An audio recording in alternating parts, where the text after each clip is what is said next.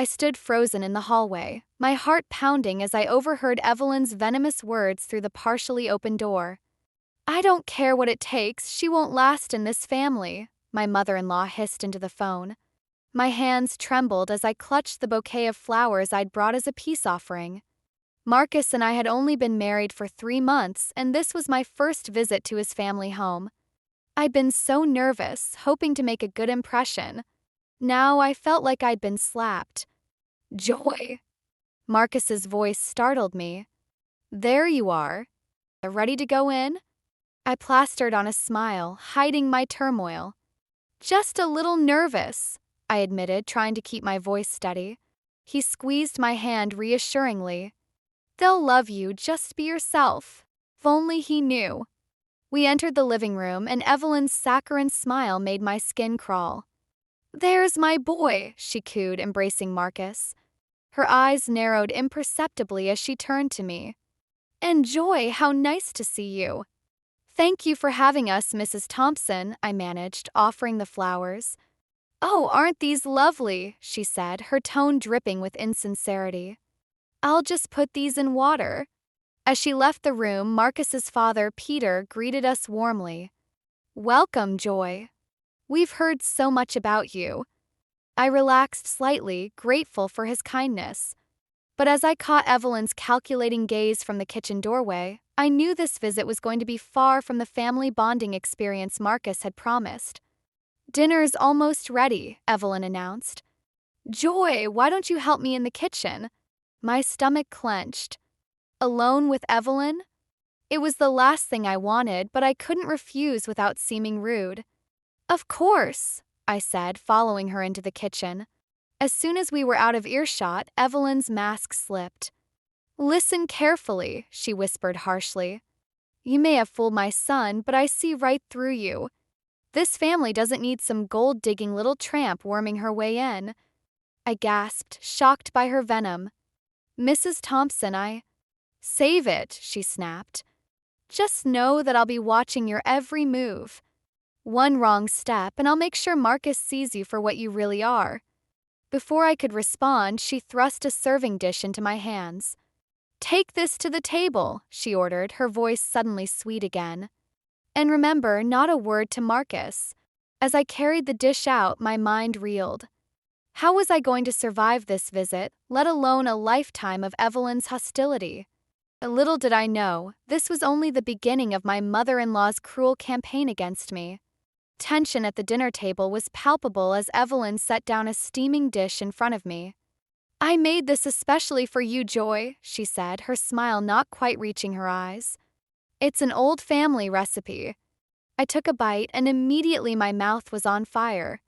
The spice was overwhelming, causing my eyes to water and my throat to constrict. I tried to swallow, but ended up coughing violently. "Are you all right?" Peter asked, concern etched on his face. I nodded, struggling to catch my breath. "Yes, it's a bit spicy," I managed to choke out, not wanting to seem ungrateful. Marcus rubbed my back soothingly. "Mom, I thought you knew Joy doesn't handle spicy food well?" Evelyn's eyes widened in mock surprise. "Oh, I must have forgotten. How careless of me." I caught the glint of satisfaction in her eyes and knew this was no accident. As I sipped water to cool my burning mouth, I wondered how many more accidents I'd have to endure during this visit. Later that evening, as I prepared for bed, I slipped my foot into my shoe and felt a sharp pain. Yelping, I quickly removed it to find a sewing needle lodged in the sole. "What's wrong?" Marcus called from the bathroom. "Nothing," I lied, hiding the needle. "Just stubbed my toe." I stared at the tiny weapon, my mind racing. Was this another of Evelyn's tricks? But how could I prove it? And would Marcus even believe me if I told him? As I lay in bed that night, Marcus's arm draped protectively over me, I couldn't shake the feeling of dread. Evelyn's words from earlier echoed in my mind. "I'll be watching your every move." I turned to look at my sleeping husband, his face peaceful and unaware of the storm brewing in his family. How could I tell him that his mother was trying to drive me away? Would he choose me over her if he knew the truth? The next morning, I woke early, determined to make it through the day without incident. But as I made my way downstairs, I overheard Evelyn on the phone again. "Yes, it's working perfectly," she whispered. "A few more nudges and she'll be running back to wherever she came from." My heart sank. This wasn't just a misunderstanding or a rough start. Evelyn was actively plotting against me, and I had no idea how to stop her without tearing Marcus's family apart. As I stood there, frozen in indecision, the floorboard creaked beneath my feet. Evelyn's head snapped up, her eyes locking with mine. For a moment, neither of us moved. Then she smiled, a cold, calculating expression that sent chills down my spine. "Good morning, Joy," she said sweetly. "I hope you slept well. We have such a busy day ahead of us." I forced a smile in return, my mind racing. How was I going to survive this visit, let alone a lifetime of Evelyn's hostility? Little did I know, the true test of my resilience was yet to come. The shrill ring of my phone startled me awake. I fumbled for it in the dark, my heart racing when I saw Evelyn's name on the screen. Why was she calling at 3 a.m.? "Hello?" I answered cautiously. "Listen carefully, you little homewrecker." Evelyn's voice dripped with venom. "I've had enough of your act." I sat up, fully alert now. "Mrs. Thompson, I don't understand." "Oh, drop the innocent routine," she sneered. "I sent those gifts from Marcus, not you." "The watch? Cufflinks? Those were for my son, not some gold-digging tramp." My heart sank. "What do you mean?" "Marcus said they were wedding gifts for both of us." Evelyn's laugh was cold and cruel. "You really are naive, aren't you? I've been trying to show Marcus who you really are since day one. The spicy food? The needle in your shoe? Just the beginning, sweetheart." I felt sick. "Why are you doing this?" "Because you don't belong in this family," she hissed. "And I'll make sure Marcus sees that, one way or another." The line went dead, leaving me in stunned silence. Tears welled up in my eyes as the full weight of Evelyn's hatred crashed over me. All this time, I'd been hoping it was just a misunderstanding, that she'd warm up to me eventually. But now I knew the truth, she'd never accept me. I glanced at Marcus, still sleeping peacefully beside me. How could I tell him his mother was actively trying to destroy our marriage? Would he even believe me? As dawn broke, I made a decision. I couldn't keep this to myself any longer. I gently shook Marcus awake. "Honey, we need to talk," I said, my voice trembling. He blinked sleepily. "What's wrong?" I took a deep breath. "It's about your mother. She called me last night. She admitted to trying to sabotage our relationship." Marcus sat up, confusion etched on his face. "What? That doesn't sound like Mom at all. You must have misunderstood." "No, Marcus," I insisted, feeling a flicker of frustration. "She was very clear. She's been doing things to try and drive us apart. The overly spicy food, the needle in my shoe, those weren't accidents." He shook his head, disbelief evident in his eyes. "Joy, come on. My mother wouldn't do that. Maybe you're just stressed from the visit?" I felt a cold knot form in my stomach. He didn't believe me. Evelyn had won this round. "You're right," I lied, forcing a smile. "I'm probably just overthinking things. Let's go back to sleep."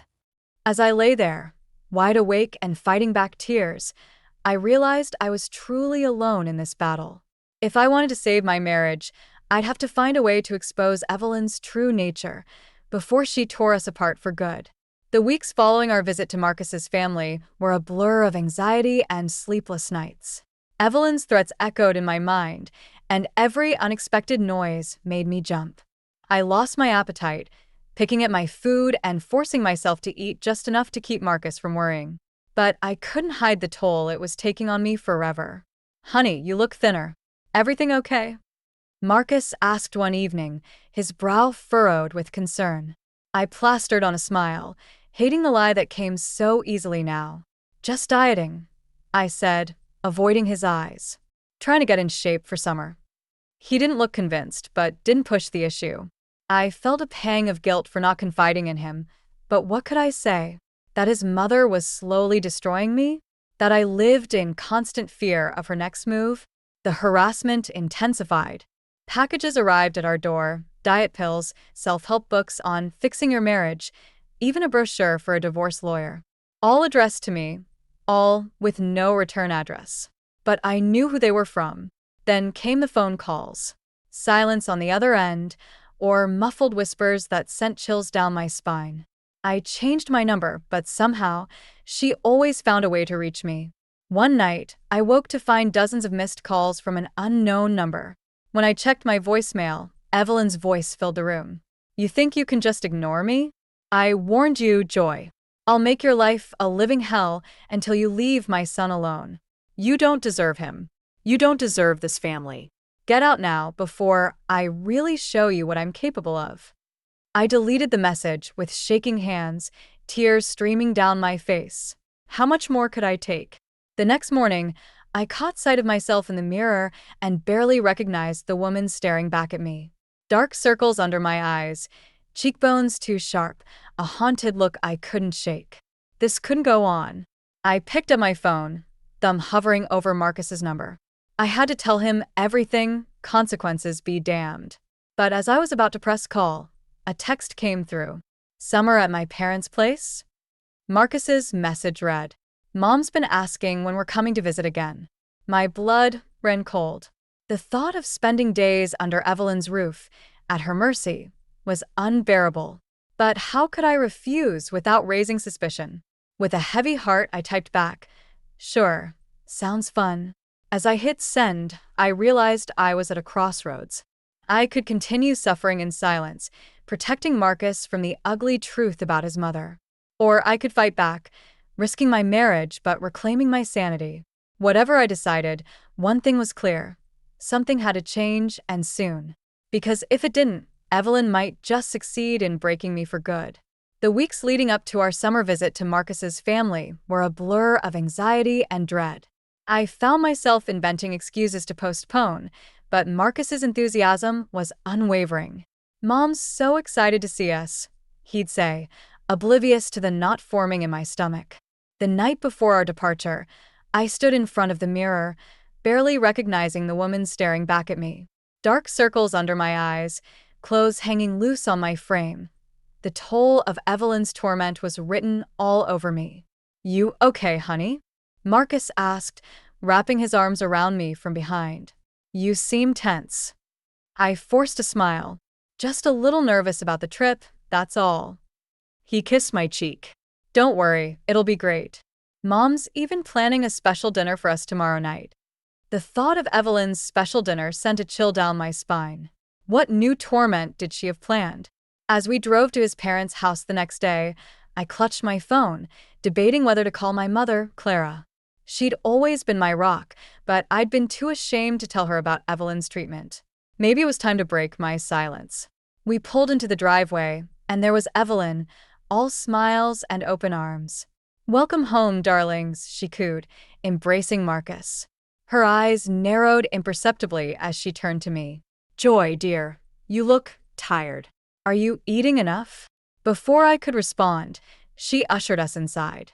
The house was filled with mouth-watering aromas, but my appetite vanished as Evelyn cornered me in the kitchen. "Listen carefully," she hissed, her facade dropping. "This is your last chance. Either you leave Marcus, or I'll make sure he sees what a mistake he made marrying you. Understood?" I stood frozen, her words cutting deep. But something inside me snapped.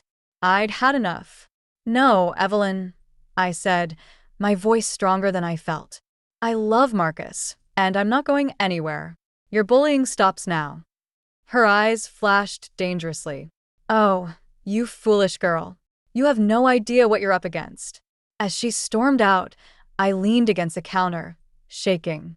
I'd finally stood up to her. But at what cost? What would her next move be? That night, as everyone gathered for dinner, I made a decision. I couldn't face this alone anymore. I needed allies. Under the table, I sent a quick text to my mother. "Mom, I need your help. Can you come? It's about Evelyn." As I hit send, I looked up to see Evelyn watching me, a calculating gleam in her eye. Whatever she had planned, I had to be ready. The real battle was just beginning. The first few days of our visit were a minefield of thinly veiled insults and accidents, orchestrated by Evelyn. But nothing could have prepared me for what happened on the third night. As everyone was settling in for bed, Evelyn cornered me in the hallway. "Oh, Joy," she said, her voice dripping with false concern. "I'm afraid there's been a little mix-up with the sleeping arrangements." My heart sank. "What do you mean?" "Well, you see, Marcus's cousin arrived unexpectedly, and we've had to give him your room. But don't worry, I've found a place for you to sleep." She led me to a small door at the end of the hall, opening it to reveal a dusty, cramped storage room filled with boxes and old furniture. A few newspapers were spread out on the floor in a pitiful attempt at a makeshift bed. "There's no bed for someone like you," Evelyn said, her mask slipping to reveal the cruelty beneath. "Sleep here." I stared at her in disbelief. "You can't be serious. Where's Marcus?" "Oh, he's helping his father with something in the garage. He'll be sleeping in his old room tonight. Now, in you go." She gave me a not-so-gentle push into the room. Before I could protest further, she shut the door, leaving me in darkness. I heard the unmistakable click of a lock. Panic set in as I fumbled for my phone, only to find it had no signal. I was trapped. I sank to the floor, tears streaming down my face. How had it come to this? I thought of Marcus, blissfully unaware of his mother's true nature, probably wondering where I was. Would he even look for me? As the hours crawled by, I cycled through fear, anger, and despair. I thought about my mother, Clara, who I'd reached out to for help. Would she arrive in time? And even if she did, what could she do against Evelyn's manipulations? By dawn, I was exhausted, dirty, and at my breaking point. I'd spent the night alternating between trying to force the door open and curling up on the newspapers, shivering in the cold. When I heard footsteps approaching, I braced myself. The door opened, revealing Evelyn's smug face. "Sleep well?" she asked mockingly. Something inside me snapped. I lunged forward, pushing past her into the hallway. "Where's Marcus?" I demanded, my voice hoarse. Evelyn's eyes narrowed. Now, let's not make a scene. What would Marcus think if he saw you like this? Dirty, hysterical, hardly wife material, wouldn't you say?" I opened my mouth to scream, to call for Marcus, to expose Evelyn for the monster she was. But at that moment, I caught sight of myself in a hallway mirror. Disheveled, covered in dust, wilded. I looked exactly like the unhinged woman Evelyn had been painting me as all along. The realization hit me like a punch to the gut. If I confronted everyone now, looking like this, who would believe me over perfectly put-together Evelyn? As I stood there, frozen in indecision, I heard Marcus's voice from downstairs. "Mom? Joy? Where is everyone?" Evelyn's triumphant smile told me everything. This was the moment she'd been waiting for. My next move would determine everything. My marriage, my place in this family, my entire future. What could I possibly do to turn this nightmare around? As I stood there, paralyzed by indecision, a new voice cut through the tension. What on earth is going on here? I turned to see Grace, Marcus's grandmother, standing at the end of the hallway. Her eyes widened as she took in my disheveled appearance and Evelyn's smug expression. "Grandma, I can't explain," Evelyn began, but Grace held up a hand, silencing her. "Joy, dear, are you all right?" Grace asked, her voice filled with concern. Before I could answer, Marcus appeared behind her. "Joy, what happened to you?" Evelyn jumped in. "Oh, Marcus, I'm so sorry. I found Joy wandering around like this. I think she might be having some sort of breakdown." I opened my mouth to protest, but the words caught in my throat. How could I explain everything without sounding crazy? Grace's eyes narrowed. "Evelyn, that's enough. Joy, where did you sleep last night?" In the storage room," I whispered, my voice shaking. Marcus looked confused. "What? Why would you sleep there?" "Because that's where I put her," Evelyn snapped, her facade finally cracking. "She doesn't belong in this family. Can't you see that?" The hallway fell silent. Marcus stared at his mother in disbelief. Mom, what are you talking about? Grace stepped forward, her voice steely. Evelyn, I've stood by and watched you torment this poor girl for far too long. It ends now. Peter appeared, drawn by the commotion. What's going on here? She's been torturing Joy, Grace said firmly. Haven't you, Peter? Peter's face fell. I didn't want to believe it. I'm so sorry, Joy. Marcus turned to me, his eyes filled with pain and confusion. Joy, why didn't you tell me? Tears streamed down my face. I didn't think you'd believe me. I thought I could handle it on my own. Evelyn laughed bitterly. You see? She's been lying to you all along, Marcus. She's tearing this family apart. No, Evelyn, Grace said, her voice filled with disappointment. You've done that all on your own. Marcus pulled me into his arms, and I finally let out the sobs I'd been holding back for months. I'm so sorry, he whispered. I should have seen what was happening. As we stood there, the front door burst open. My mother, Clara, rushed in, her face etched with worry. Joy, are you all right? I came as soon as I got your message. Evelyn's face contorted with rage. You called in reinforcements? How dare you? That's enough, Marcus shouted, surprising everyone. He turned to his mother, his voice shaking with anger. Mom, I want you out of this house. Now. Evelyn's mouth fell open in shock. You can't be serious. You're choosing her over your own mother. I'm choosing love and decency over cruelty and manipulation, Marcus said firmly. As Evelyn stormed off, hurling insults and threats, I felt a weight lift from my shoulders. The nightmare wasn't over, but for the first time in months, I felt hope. Grace squeezed my hand. Welcome to the family, dear. The real family. I looked around at the faces of those who had finally seen the truth. Marcus, Peter, Grace, and my own mother. The road ahead wouldn't be easy, but I was no longer alone in this fight. The days following the confrontation were a whirlwind of emotions and difficult conversations. Marcus and I spent hours talking, crying, and rebuilding the trust that Evelyn's manipulations had eroded. Peter, too, was coming to terms with his role in enabling his wife's behavior. A week after the incident, we all gathered in the living room. Marcus, Peter, Grace, my mother Clara, and me. Evelyn sat alone on the couch, her face a mask of defiance. Peter cleared his throat. Evelyn, we've all had time to reflect on what's happened. Your treatment of Joy has been inexcusable. I was protecting our family. Evelyn protested. No, Marcus said firmly. You were tearing it apart. Mom, I love you, but I can't stand by and watch you hurt the woman I love. Evelyn's eyes narrowed. So that's it? You're choosing her over your own mother. Grace leaned forward, her voice gentle but firm. Evelyn, this isn't about choosing sides.